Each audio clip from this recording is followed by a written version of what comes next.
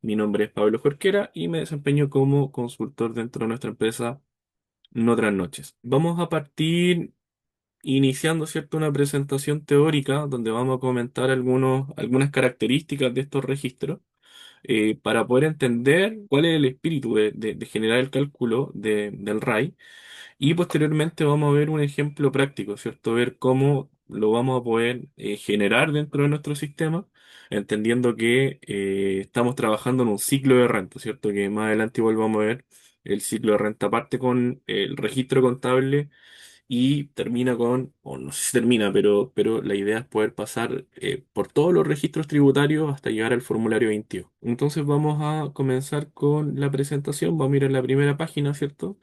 Donde, como a modo de introducción, podemos decir que dentro de nuestro sistema tributario, ¿cierto? Opera bajo un principio de tributación dual e integrada o semi-integrada en el caso de empresas sujetas a las disposiciones del 14A.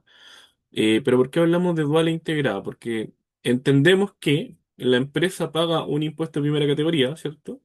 Y los dueños tributan con impuesto global complementario o adicional solo al momento de generar el retiro o la distribución de utilidades. La misión fundamental del RAI es controlar y cuantificar las utilidades que ya pagaron impuesto de primera categoría a nivel de empresa, pero que aún están pendientes de tributación final por parte de los socios o dueños.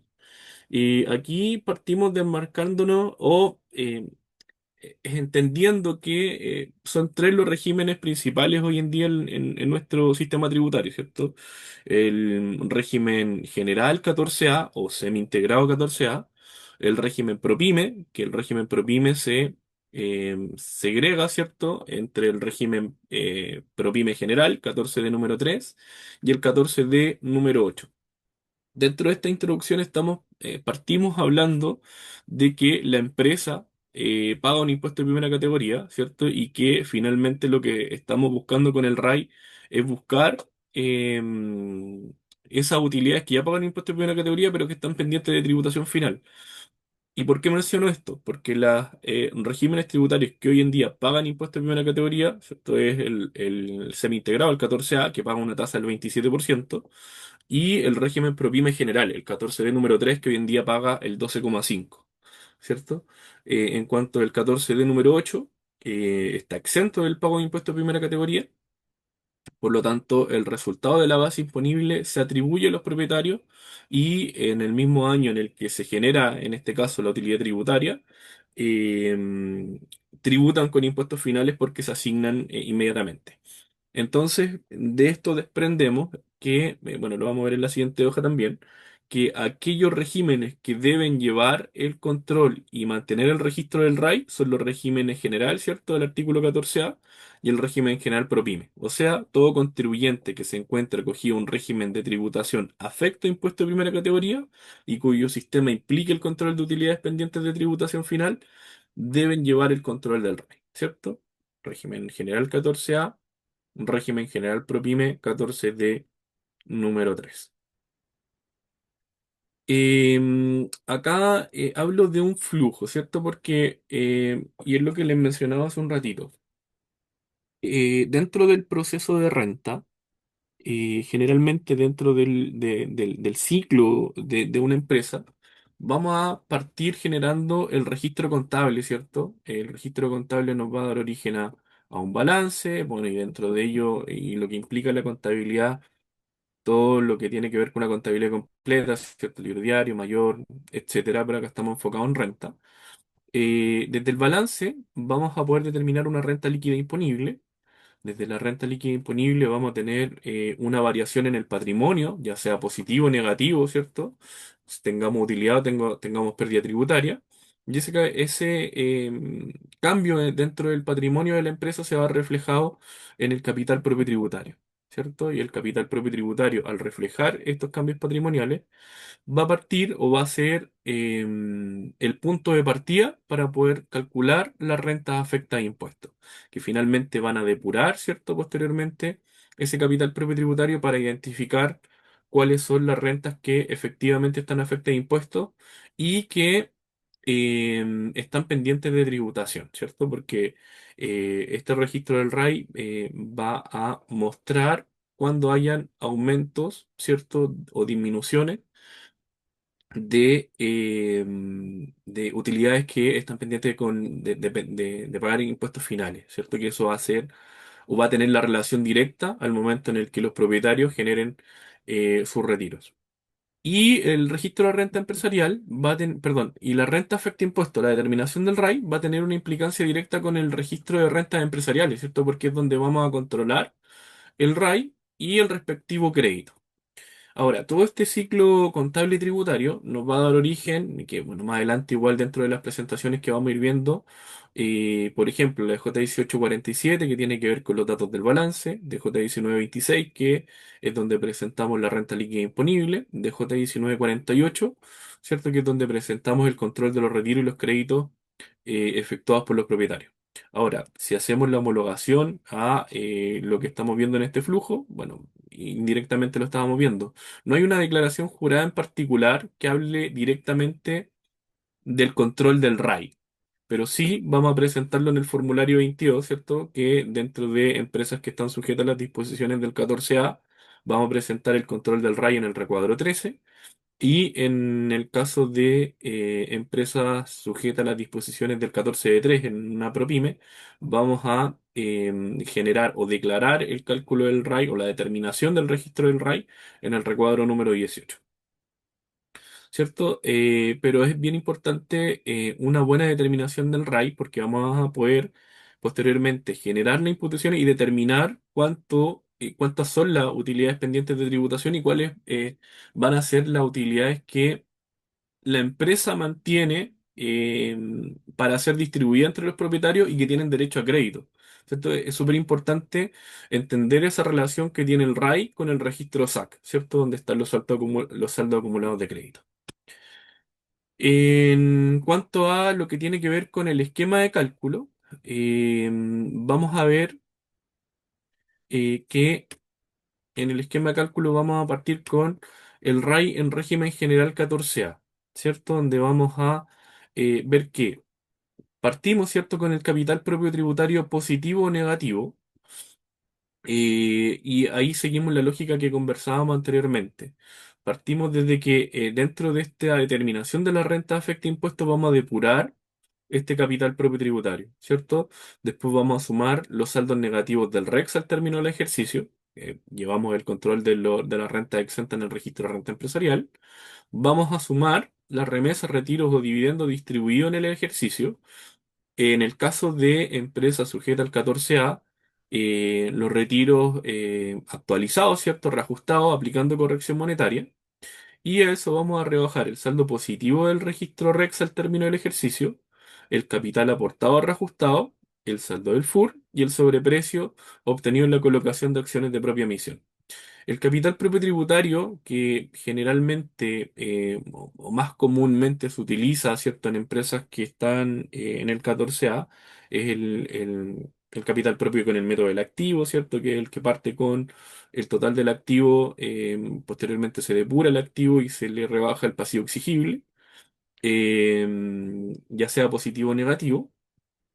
Y en este caso, los retiros, el capital aportado y el sobreprecio en colocación de acciones van a ir reajustados. ¿Por qué remarco esto? Porque si vamos a revisar el esquema de cálculo, ahora en este caso para una empresa 14D número 3, vamos a ver que en esquema el recuadro prácticamente tiene las mismas líneas, ¿cierto? ¿Cuáles son las grandes diferencias? Es que en este caso las remesas, retiro, dividendos y distribuidos en el ejercicio van a ir a valor histórico y que lo mismo con el capital aportado, ¿cierto? Los sobreprecios obtenidos por colocación de acciones de propia emisión y que aquí, en el caso del régimen 14D número 3 también vamos a partir con el capital propio tributario, pero en este régimen hablamos de un capital propio tributario simplificado, ¿cierto? Ahí tenemos también un esquema que se basa en sumar los aumentos efectivos de patrimonio y restar las disminuciones efectivas de patrimonio durante el ejercicio que nos entrega este valor de el capital propio simplificado, ya sea positivo o negativo, ¿ya? Entonces, lo primero es entender esto, que el corazón o lo base, la base para poder generar una buena determinación de un RAI va a ser la determinación del capital propio. Posteriormente vamos igualmente a ver un ejemplo práctico y un análisis de cómo se reflejan estas rentas afecta impuesto en un cálculo, ¿cierto?, de un RAI. Después, tenemos un flujo de imputación. ¿Por qué hago hincapié o menciono este flujo de imputación? Porque debemos tener en consideración que la determinación del RAI va a tener una participación importante posteriormente en el registro de rentas empresariales, ¿cierto? Y en el registro de rentas empresariales vamos a llevar el control y en este flujo de imputación de los retiros, donde sabemos que en primer orden vamos a imputar los saldos que puedan provenir todavía del RAP, que ya es poco común, ya generalmente las empresas consumieron todo el RAP, pero si es que hubiese algún saldo en esta columna, ¿cierto?, de control, tendríamos que imputar en primer orden este RAP, que son rentas con tributación cumplida. ¿Por qué con tributación cumplida? ¿Cuál es el origen del RAP? El RAP viene de los regímenes que estuvieron vigentes hasta el 31 de diciembre del 2019, ¿cierto? Que en ese entonces teníamos el régimen atribuido, que era el 14A, el régimen semi-integrado, que era el 14B, y el 14 ter, ¿cierto? Dentro de empresas que tributaban en el 14A, en el régimen atribuido, se determinaba una renta líquida imponible y esa renta líquida imponible se atribuía en el mismo año en el que se generaba a los propietarios, ¿cierto? Y por lo tanto, los propietarios pagaban sus impuestos finales en base a la renta líquida generada por la empresa en el año, en el periodo. Ahora bien, además de haberse atribuido esas utilidades tributarias de la empresa, si es que efectivamente esas utilidades eran retiradas, se tenían que informar, ¿cierto? Una declaración jurada que era la 1940, 1940. 1940, 1940, no, 1940 en este caso, pero en 14A. ¿Qué pasó en ese entonces? Que se malentendió que al ser una renta atribuida, se suponía que ya estaba retirada, pero si estaba retirada había que sí o sí declarar la DJ 1940. Entonces, muchas empresas se saltaron ese paso de declarar los retiros y quedó el saldo en el RAP, porque la renta líquida disponible generada por la empresa se controlaba en el registro de rentas empresariales en esta columna del RAP, ¿cierto? Para poder posteriormente generar la distribución efectiva de los retiros. Entonces llegó el 31 de diciembre del 2019, o el 1 de enero del 2020, donde entra en vigencia eh, la reforma tributaria y teníamos saldo en el RAP. Entonces se entendía que esas rentas ya estaban con tributación cumplida porque eran rentas de utilidades tributarias de las empresas que ya habían sido atribuidas a los propietarios y habían pagado los impuestos finales, pero que aún se mantenían dentro de la empresa porque no habían sido retirados. Entonces la normativa nos dice ahora, si es que hay algún saldo en este registro RAP, impútelo en primer orden para poder rebajar, ¿cierto? Esa bolsa, podríamos llamarlo así, de utilidades que ya pagaron o ya tienen su tributación cumplida.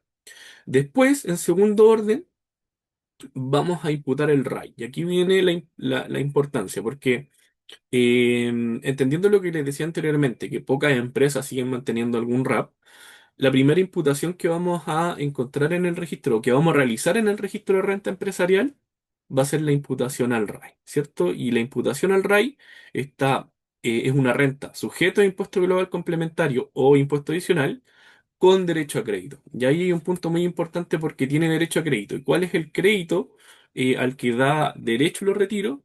Al impuesto de primera categoría pagado por la empresa, ¿cierto?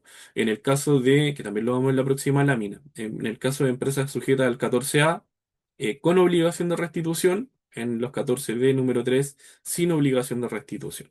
Y de ahí en adelante, dentro de la imputación de los registros de renta empresariales, que eso lo vamos a ver con más detalle la próxima semana, vamos a imputar el DEDAN, ¿cierto? Si es que no nos queda saldo en el RAP, no tenemos saldo en el RAI, podemos imputar el DEDAN si es que existe algún saldo en esta diferencia entre la depreciación acelerada y la normal, que es una renta sujeta a impuesto global complementario sin derecho a crédito directamente en el retiro. Después tenemos las rentas no sujetas a impuestos finales, ¿cierto? Las rentas exentas. Y el STUT que viene proveniente del registro FUT, que sí tiene derecho a crédito porque viene con el crédito acumulado, en este caso relacionado con este mismo FUT. Ya, y finalmente, bueno, que eso no lo vamos a llevar como registro, o no vamos a llevar el control en el registro de rentas empresariales, los saldos pendientes de tributar, que son los retiros que exceden el saldo de los retiros anteriores, ¿cierto? Perdón, de los registros anteriores. O sea, si yo agoto el saldo que tengo en el RAP, en el RAI, DEDAN, REX y STUT, ¿cierto? Están todos esos registros en cero, porque no podemos llevar algunos de estos registros a menor a cero.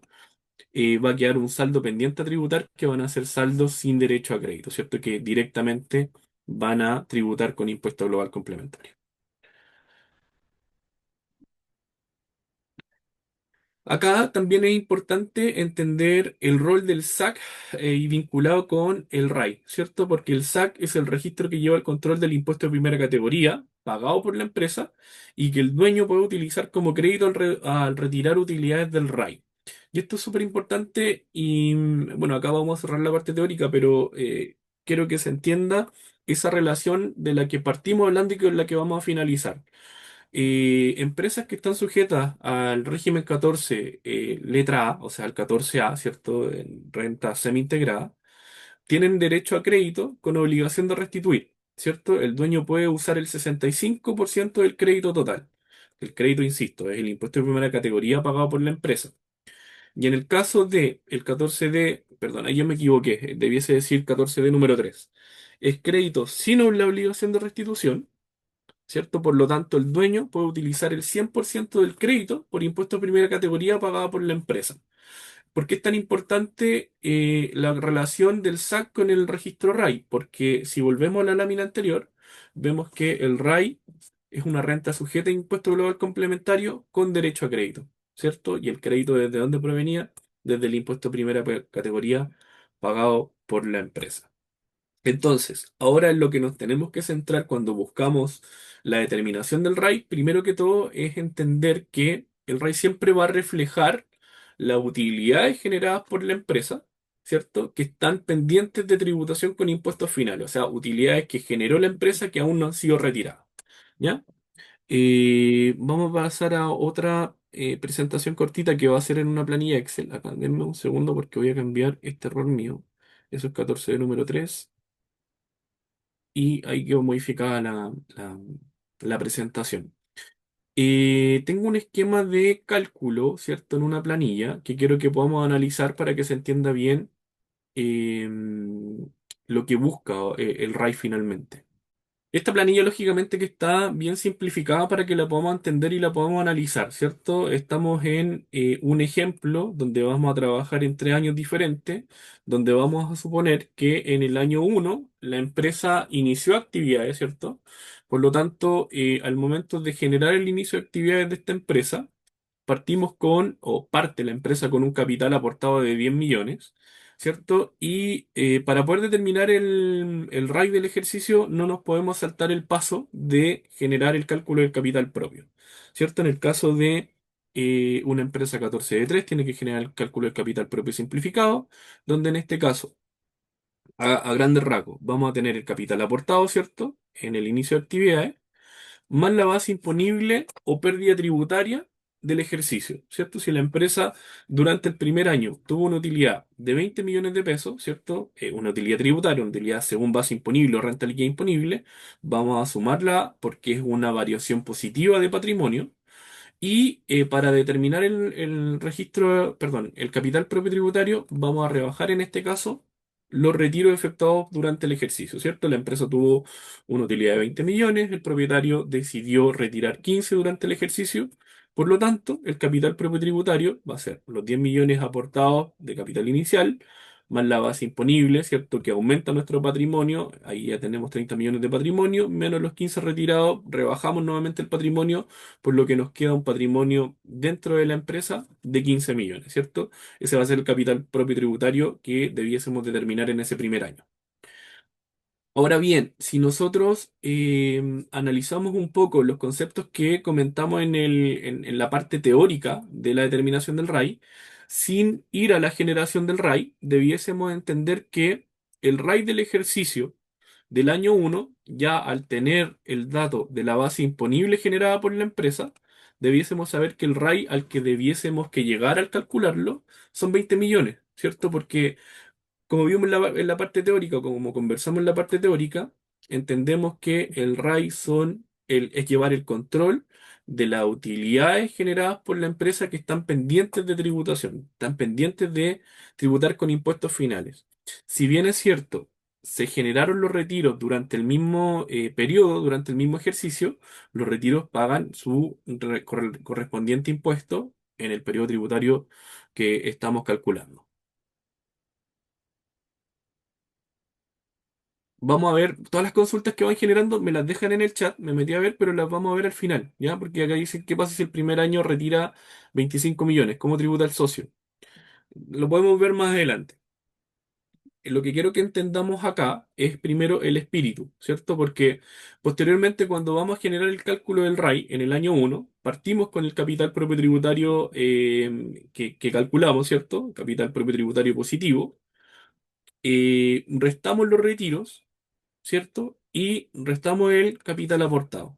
¿Qué lógica tiene esto? El retiro, si bien fue una disminución efectiva de patrimonio, ese retiro efectuado en el primer año aún no paga sus impuestos, ¿cierto? Los va a pagar en el momento en el que, de la determinación de esta renta, pero en el año siguiente podríamos llamar, el año tributario siguiente. Por lo tanto, tenemos capital propio tributario positivo, más los retiros, menos el capital aportado. ¿Cierto? Que finalmente acá es donde neteamos, donde depuramos el capital propio tributario y determinamos que la utilidad o el RAI del ejercicio, la utilidad que está pendiente de tributación con los impuestos finales es el mismo resultado de la base imponible, ¿cierto?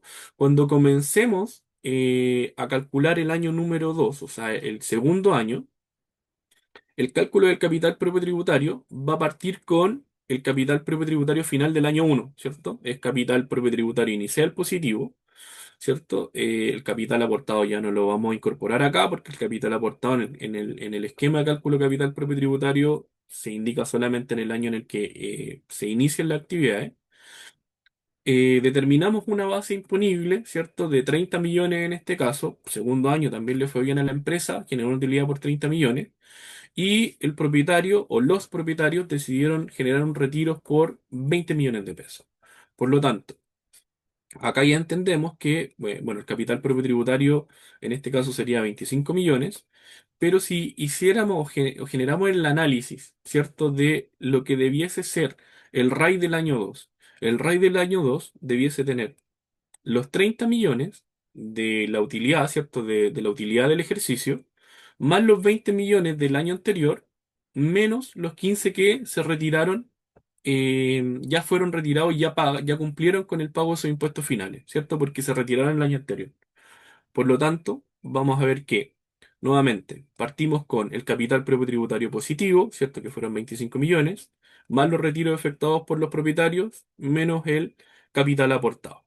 Y acá abajo tengo una comprobación de lo que les comentaba anteriormente, ¿cierto? Acá en el RAI, sin haber generado el cálculo según el esquema que nos entrega la normativa, sabíamos que era la utilidad del primer año más la utilidad del segundo año, menos los retiros efectuados en el primer año que ya cumplieron con su tributación. Y ahí tenemos neteado los 35 millones. Ya encontramos los 35 millones del RAI, ¿cierto? Porque ahí ya determinamos cuál es la utilidad que está pendiente de tributación con impuestos finales. ¿Ya? Ahora, si nos ponemos en un escenario diferente, donde vamos a encontrar que en el año 3 partimos con el capital propio tributario positivo inicial, ¿cierto? 25 millones. El año 3 no nos fue tan bien y tuve una pérdida tributaria de 5 millones. Por lo tanto, los propietarios deciden no generar retiros. ¿Qué es lo que tenemos que buscar ahora? Nuevamente, cuál es el saldo o cuál es el valor de las utilidades que están pendientes de tributación. ¿Y cómo va a quedar el esquema de cálculo? Partimos con el capital propio tributario, ¿cierto? También positivo, que tuvo en este caso una merma por las pérdida tributaria del año, o sea, bajó el patrimonio de la empresa en 5 millones, ¿cierto? Entonces tenemos 20 millones de capital propio tributario positivo, retiro no hubo, y en este caso el capital aportado fue el mismo con el que partimos, en este caso el 14 de 3, ¿cierto? Capital inicial. Entonces el RAI del ejercicio son 10 millones. ¿De dónde vienen estos? Si lo analizamos de una forma diferente, tenemos la utilidad del primer año, más la utilidad del segundo año, que ahí tendríamos 50 millones, ¿cierto? Menos los retiros efectuados en el año, en el primer año, menos también el retiro efectuado en el segundo año, ¿cierto? Y ahí tendríamos, en este caso, menos también la pérdida tributaria, cuál sería el saldo de las utilidades que están pendientes de tributación, que en este caso son 10 millones. Si lo hacemos nuevamente, ¿cierto? Utilidad del primer año más la utilidad del segundo año, que en este caso también podemos reflejarla como menos la pérdida del tercer año, menos también los retiros efectuados y que ya cumplieron con su tributación. Y ahí llegamos nuevamente a los 10 millones sin pasar por este esquema. ¿Ya? Entonces, es importante eso, porque generalmente cuando realizamos el control y el cálculo de la determinación del RAI, hacemos los cálculos de repente de manera automática, por lo que nos va guiando, ¿cierto?, los recuadros del formulario 22, pero no nos damos el tiempo un poco de analizar qué es lo que estamos buscando. Entonces, ahí tenemos un buen método de comprobación para entender que el RAI está bien calculado.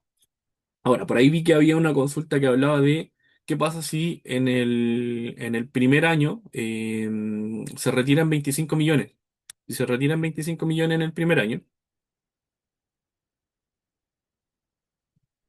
vamos a tener un capital propio tributario de 5 millones, ¿cierto? Vamos a tener un capital propio tributario positivo de 5 millones. Rebajamos al capital lo que se está retirando, porque como tuvimos retiro, o perdón, una base imponible de 20 millones, pero estamos retirando 25, estamos retirando 20 millones de utilidades que que están pendientes de tributación, y estamos retirando 5 millones de patrimonio, ¿cierto? Por eso se rebaja. Ahora, ¿qué va a pasar? ¿Cuál va a ser el efecto? Y esto, bueno, es más materia para la próxima semana para el registro de renta empresarial. Vamos a tener un retiro, perdón, un RAI del ejercicio de 20 millones. En el registro de renta empresarial, en el año uno vamos a tener un RAI, perdón, voy a mostrar una hojita que tenía por acá. En ese caso, en el año uno tendríamos acá 25 millones, ¿cierto? De retiro. ¿Y cuál sería la contingencia tributaria? Saldo inicial del RAI no tendríamos, por lo tanto tampoco habría reverso. Saldo disponible ante imputaciones tendríamos cero. Y acá me faltó, perdón, acá me faltó el RAI del ejercicio,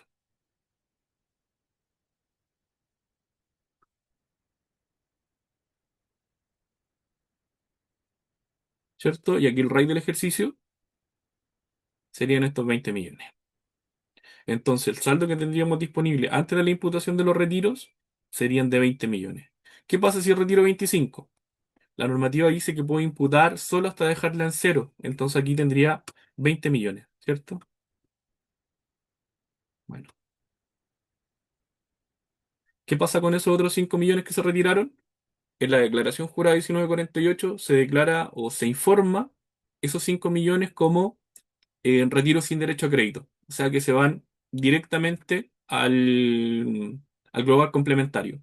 Porque estos 20 millones tendrían derecho a crédito, ¿cierto? Que en el caso de la 14 de 3 es 0,142857. Por lo tanto, estos 20 millones se estarían llevando el crédito correspondiente, ¿cierto? Y en el caso de esos 5 millones van directamente al global complementario sin derecho a crédito. Ahí respondo un poco la pregunta que me habían generado anteriormente dentro del chat. ¿Ya? Pero espero que se haya entendido un poco la lógica de este cálculo del RAI. Ahora, aplicado a nuestro sistema, que es lo que quiero que podamos abordar, un segundo porque ahora les voy a compartir una nueva pantalla que va a ser nuestro sistema contable y tributario web.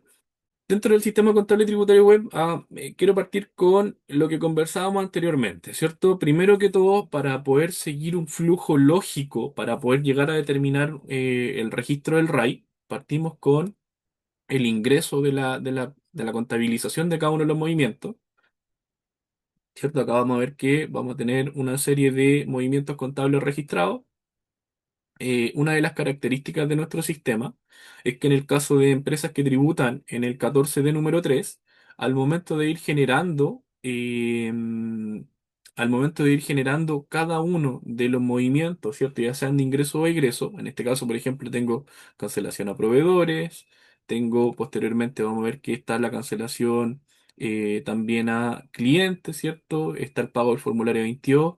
A medida que se van generando los registros de estos movimientos de ingreso y egreso, se va llevando un control en el régimen PROPYME de registros de ingreso y egreso, ¿cierto? Donde va quedando el detalle de cada uno de los movimientos que van a afectar tributariamente a la determinación de la base imponible. También vamos a tener dentro de este régimen o dentro de este menú del 14 Teri ProPyme la opción de generar los libros de ingreso y egreso, ¿cierto? Y los libros de caja de los contribuyentes que optan por llevar contabilidad simplificada, ¿cierto? Que eso están en formato de informes que lo exige de esa forma Servicio de Impuestos Internos. Ya esa información que vamos a controlar dentro de estos libros o registros de ingresos y egresos, posteriormente los vamos a traspasar hacia la determinación de la base imponible. Yo siempre trato de hacer harto hincapié en este ciclo, porque no podemos determinar un RAI sin haber pasado por el registro contable o al menos llevar el registro del flujo de caja, ¿cierto?, de los ingresos y egresos para poder determinar una base imponible. Acá estaba viendo el ejemplo de el libro de caja de contribuyentes que optan por llevar contabilidad simplificada, ¿cierto? Que son formatos estándar y oficiales que exige Servicio de Impuestos Internos. Esta información de este libro de caja nos va a permitir determinar la renta líquida, ¿cierto? Donde vamos a seleccionar el régimen de tributación y vamos a ver que se va a generar en este caso el traspaso de información del total de ingresos contabilizados y registrados, ¿cierto? En el sistema y en la contabilidad, menos el total de egresos. Aquí seguimos la lógica de que este recuadro o este formato de cálculo prácticamente es lo mismo que mirar el recuadro 17 del formulario 22. Posteriormente, una vez generado el cálculo de la renta líquida imponible o la base imponible, ¿cierto? Porque estamos hablando de ingreso menos egreso, vamos a ir al módulo tributario nuevamente, capital propio tributario, AT 2026, y vamos a seleccionar el régimen 14 de número 3. También vamos a seguir la lógica de traspaso de información, porque el software nos va a traer de forma automática la base imponible, ya sea utilidad tributaria o pérdida tributaria menos los retiros, remesas o dividendos ingresados también dentro de la contabilidad, las partidas del inciso segundo, o perdón, las partidas del inciso primero no afectadas al impuesto único de tasa 40%, ¿cierto? Que se encuentren pagadas al gasto rechazado. Y bueno, algunas de las características de estos formularios que también permiten ir complementando. O sea, si es que hubiese que generar algún ajuste dentro, en este caso, el capital propio, lo podríamos realizar e ingresar el dato para que este capital propio tributario, calculado, ¿cierto?, a través de estos traspasos que vienen desde la contabilidad, los vamos a su vez traspasar a la determinación del RAI, ¿cierto? Porque dentro de este menú, dentro de esta opción, nuevamente vamos a seleccionar la opción traspaso de información y el software nos va a traer el capital propio simplificado calculado anteriormente, la remesa, retiro o dividendo distribuido durante el ejercicio que están registrados y el capital aportado. Como vimos anteriormente en el marco, la parte teórica de la presentación, eh, acá vamos a ver que en este caso, los retiros efectuados por los propietarios se van a registrar a valor histórico. En el caso de, el 14A, se van a registrar a monto actualizado y eso el sistema también lo genera de forma automática.